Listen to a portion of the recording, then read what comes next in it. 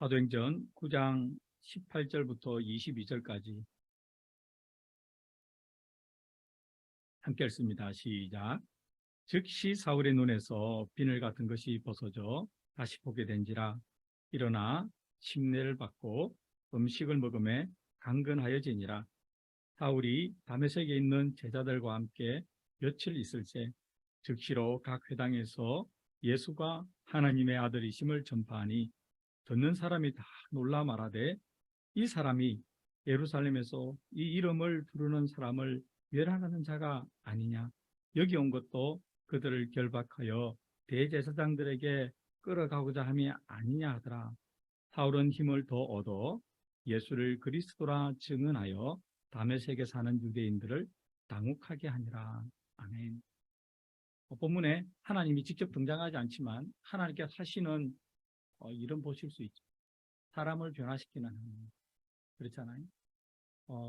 이 바울 또는 사울이라는 이 사람이 사람의 힘으로 이렇게 변하겠습니까?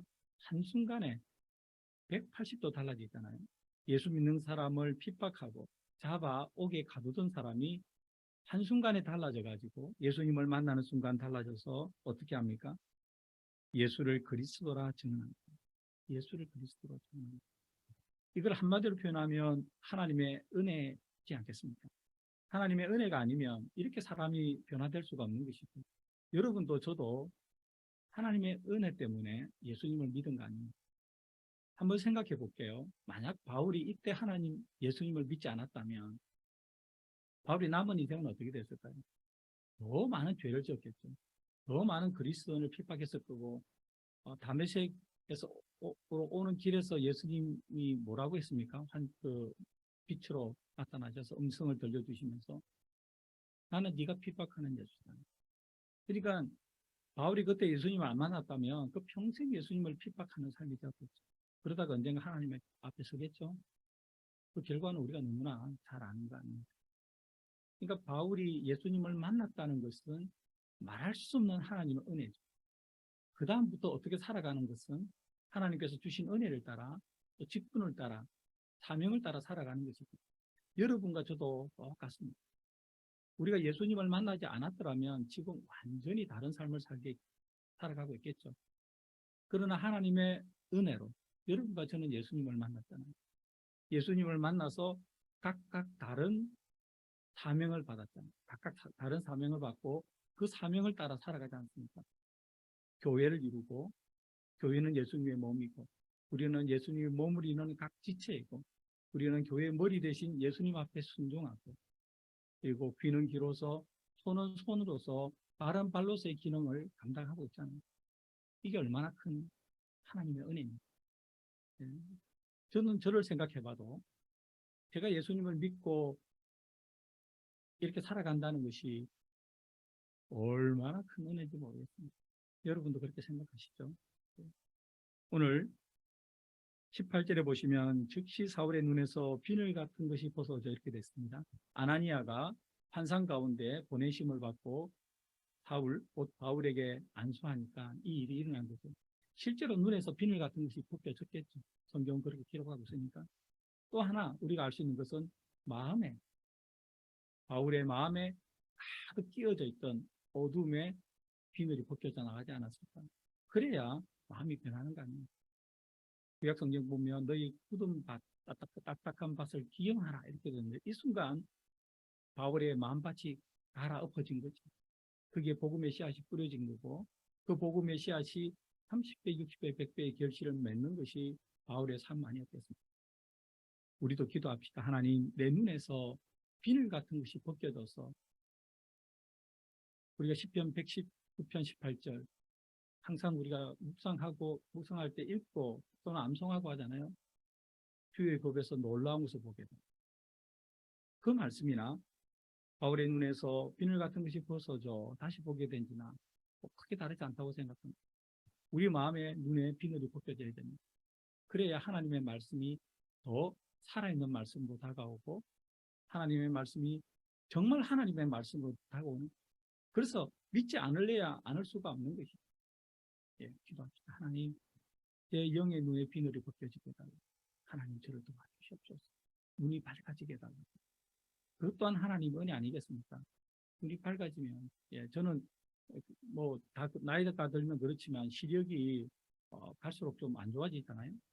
근데 뭐 이렇게 눈에 수술 나시기나 하신 분들 보면 세상이 확 밝아졌다 그러잖아요. 예. 우리 눈에도, 영적인 눈에도 그런 게 비늘이 사라져가지고 이전에 적게 보이던 게 제대로 보이고 또 희미하게 보이던 것이 분명하게 보이고, 예. 하나님의 역사도 보이고 하나님의 손길도 보이고 하나님의 인도도 보이고, 그래서 하나님의 은혜에 더 감격하는 여러분과 제가 되길 간절히 바랍니다. 음식을 먹으며 강건하여졌다. 사울이 다메섹에 있는 제자들과 함께 며칠 있을새 20절 즉시로 각 회당에서 예수가 하나님의 아들이심을 전파했다. 즉시로 전파. 이게 참 우리는 잘 안 되는데 연구가 됩니다. 이 성경을 읽어보면 초대 교회는 예수님을 믿으면 바로 증인이 된 것 같아요. 뭐 새신자 1단계, 2단계 뭐 12주간 끝내고 뭐 등급반 가고 그거 뭐 그런 양육도 있었겠지만 복음을 전하는 한 있어서는 바로 전하거든요. 베드로 보세요. 성령 충만함 받고 나서 바로 전해버리잖아요. 우리도 더 기도해야 되지 않나. 우리는 사람을 너무 묵혀두는 경향이 있는 것 같아요. 교회 처음 오면 새신자라고 해가지고 뭐 아무것도 안 해도 되는 것처럼, 조금 부족하게 해도 되는 것처럼 말하는데, 제가 성경을 보면 볼수록 그런 부분이 없어요. 언젠가 우리가 나눴지만 이 초대교회에 쓰여진 편지들을 보면, 바울의 편지들을 보면 그 교회가 세워진 지 얼마 됐거든요. 데살로니가 얼마 몇 개월 안 돼가지고 편지를 보냈기 때문에 예수 믿은 지 얼마나 됐겠습니까? 그럼에도 불구하고 데살로니가 교회에 바울이 쓰는 편지의 내용은 결코 낮은 수준의 믿음의 내용이 아니잖아요. 그런 걸 보고 우리는 조금 생각을 다시 해봐야 됩니다. 예수님은 믿자마자 자기가 아는, 믿어서 뭘 근거로 믿었을 거 아니에요. 그죠? 누가 무슨 말을 했던, 자기가 들었던, 성경을 읽었던 그 근거가 있잖아요. 그 근거만큼은 전할 수 있어야 된다는 거예요. 그게 전도고 복음이다. 저는 그렇게 생각합니다. 그 근거만큼만 전하는 것. 우리 교회도 앞으로 이것 좀 더 구체적으로 훈련을 해야 되지 않나, 그렇게 생각합니다. 사람마다 복음은 다 다르겠죠. 그러니까 성경은 이 복음은 하나죠. 예수 그리스도와 십자가, 이건 똑같은데 그것을 표현하는 방식은 사람마다 믿음의 연차에 따라서 또 본인이 경험했던 예수님에 따라서 복음의 본질은 같지만 표현하는 방식은 조금 다를 수 있다, 그렇게 생각합니다. 문제는 방식의 문제가 아니라 해야 된다는 거죠. 바울은 그랬잖아요. 즉시로 각 회당에서 예수가 하나님의 아들이심을 전파하니 21절 듣는 사람이 다 놀라. 얼마나 놀랐겠습니까? 다 놀라 말하되 이 사람이 예루살렘에서 이 이름을 부르는 사람을 멸하던 자가 아니냐. 여기 온 것도 그들을 결박하여 대제사장들에게 끌어가고자 하는 아니냐 하더라. 여기에 굴하지 않고 22절 사울은 힘을 더 얻어. 아멘. 이게 은혜죠.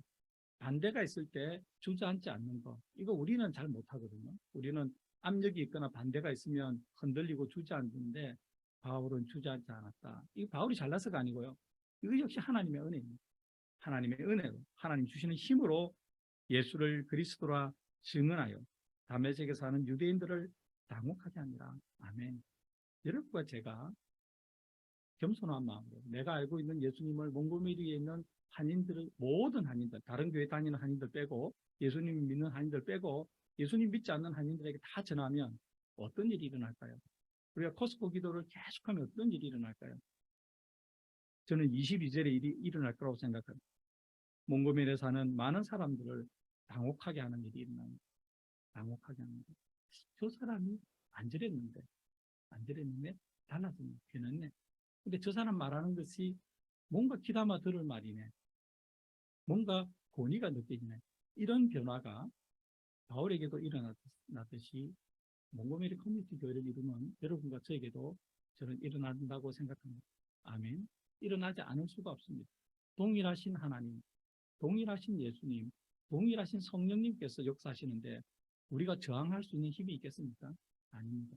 우리는 순종하면 나머지는, 일을 일으키시는 분은 삼위 하나님 아니겠습니까? 그건 역시 또한 하나님의 은혜이죠. 자, 정리하겠습니다. 바울이 예수님을 만나서 믿게 된 것도 은혜고요. 자기가 180도 달라져서 복음을 전하는 사람이 된 것도 은혜고요. 여러 가지 억압과 사람들이 웅성거림에도 불구하고 힘을 더 얻어 유대인들을 당혹하게 할 정도로 복음을 전한 것도 은혜입니다. 여러분과 제가 이 은혜를 사모하고 오늘 성경으로 기도하기 말씀은 18절, 20절인데요. 하나님, 제 영의 눈에서 비늘이 벗겨져서 하나님을 더 분명하게, 예수님을 더 분명하게, 성령님의 역사를 더 분명하게 보게 해달라고 기도하고요. 그 다음에 내가 알고 있는 예수님, 즉시로 바울이 전했듯이 제가 아는 만큼 겸손하게 예수님을 전하는 사람이 되게 해달라고 간절히 기도하는 새벽이 되면 좋겠습니다. 기도합니다. 살아계신 하나님, 우리같이 형편없고 죄 많은 사람을 무엇이 이쁘다고 예수님을 알게 하시고 믿게 하시고 예수님의 이름으로 살아가게 하시는지 그 은혜를 감당할 수가 없습니다. 하나님, 바울처럼 살아가게 하여 주시옵소서. 우리의 마음에 영의 비늘 같은 어둠이 있다면 빛을 가리는 것 다 벗겨지게 하시고 예수 그리스도를 구주와 주님으로 고백하는 그 고백이 분명해지게 하시고 그 분명한 고백만 예수가 하나님의 아들이심을, 예수의 십자가가 우리를 구원함을 담대히 전하는 우리가 되게 하여 주시옵소서. 그렇게 전함으로 몽고메리에 있는 많은 한인들을 당혹하게 하고 예수 그리스도의 이름이 영광받게 하는 전도자가 되게 하여 주시옵소서. 예수님의 이름으로 기도드립니다. 아멘.